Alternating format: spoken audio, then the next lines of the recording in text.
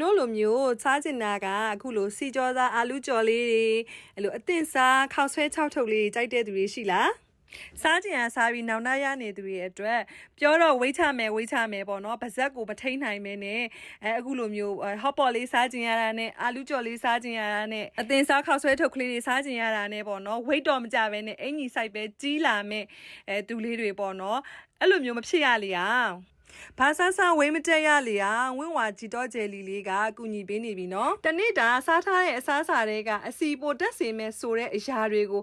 အစီဝမ်းဖြင့်စွတ်ထုတ်ပေးတယ်နို့လိုမျိုးအစားလည်းမထိန်နိုင်ဘူးအစီလည်းမတက်ချင်တဲ့သူတွေအတွက်ဆိုလို့ရှိရင်ဒီဝင်းဝါဒီတော့ဂျယ်လီလေးကအကူညီပေးလိမ့်မယ်နော်ဝင်းဝါဒီတော့ဂျယ်လီလေးကိုတညတစ်လုံးပုံမှန်စားသုံးပေးမယ်ဆိုလို့ရှိရင်နော်ခန္ဓာကိုယ်ပေါ်မှာရှိတဲ့အစီပိုတွေကိုဝမ်းနဲ့အတူဖိရှားပေးမှာပါစားချင်အားစားဝမသွားစေဖို့အတွက်ဝင်းဝါဒီတော့ဂျယ်လီလေးကိုတော့စောင့်ပြစ်အောင်စောင့်ထားလိုက်တော့နော်